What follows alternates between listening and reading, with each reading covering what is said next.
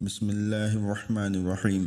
عالیہ کی 10 سال پہلے شادی ہوئی تھی۔ شادی بہت دھوم دھام سے کی گئی۔ شادی کے 6 ماہ بعد ہی عالیہ ماں باپ کے گھر آ کے بیٹھ گئی۔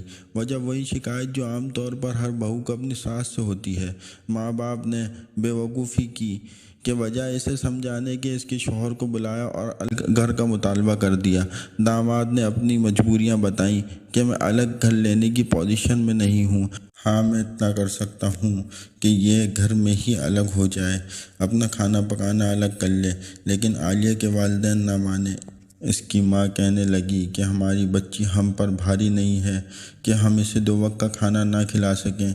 داماد نے بہت کوششیں کیں لیکن اس کے ماں باپ نے اسے بھیجنے سے انکار کر دیا۔ عالیہ بھی یہ سوچ کر ماں باپ کے گھر بیٹھ گئی کہ جب عقل ٹھکانے آئے گی تو مطالبہ پورا کر کے خود ہی لینے آئے گا، لیکن بیچارے شوہر کی اتنی پسلی ہی نہیں تھی کہ وہ الگ گھر کا بندوبست کر سکتا۔ عالیہ کے خاوند نے کچھ عرصے تو صلح کی کوشش کی، لیکن عالیہ کی ماں اپنی ضد پر اڑ گئی اور اپنی بیٹی کو نہ بھیجا۔ چند ماہ بعد عالیہ ایک بیٹے کی ماں بن گئی۔ خاوند نے اس موقع پر صلح کی کوشش کی، لیکن عالیہ کی ماں بھی ضد کی پکی تھی۔ داماد کو بے عزت کر کے گھر سے نکال دیا۔ جب تک میری بیٹی کے لیے الگ گھر کا بندوبست نہیں کرتے تب تک بیٹی نہیں بھیجوں گی۔ بیٹی بیچاری بول نہ سکی کہ امی اب جانا چاہتی ہوں۔ اس بات کو اب 10 سال ہو چکے تھے اور عالیہ اپنے بیٹے سمیت ابھی بھی ماں باپ کے گھر بیٹھی ہے۔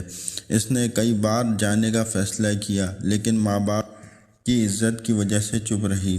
اب بیچاری عالیہ بھائیوں پر بوجھ بن چکی ہے۔ والد انتقال کر چکا ہے، ماں بیمار ہو کر چارپائی کی ہو گئی ہے۔ عالیہ کا بیٹا بیچارہ باپ کے ہوتے ہوئے بھی یتیموں والی زندگی گزار رہا ہے۔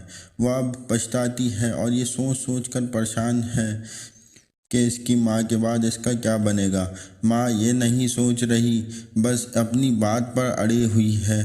لوگ سمجھا سمجھا کر تھک گئے ہیں پر کسی کی بات بھی اس پر کچھ اثر نہیں کرتی۔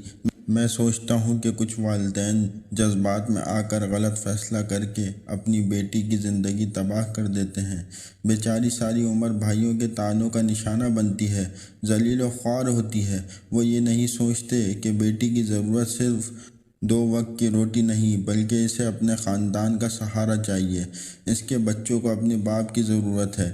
کاش کہ ماں باپ فیصلہ کرتے وقت جذبات کی بجائے عقل سے کام لیں اور کسی خاندان کو ٹوٹنے سے بچائیں، لیکن افسوس عالیہ آج بھی اپنے والدین کے گھر بیٹھی ہے۔ کچھ بیٹیاں بھی بڑی عجیب ہوتی ہیں، خود کو توڑ لیتی ہیں مگر ماں باپ کا گھمنڈ نہیں ٹوٹنے دیتی۔ آپ کو ہماری ویڈیو پسند آئی تو چینل کو سبسکرائب کر دیں اور بیل آئیکن بھی دبا دیں۔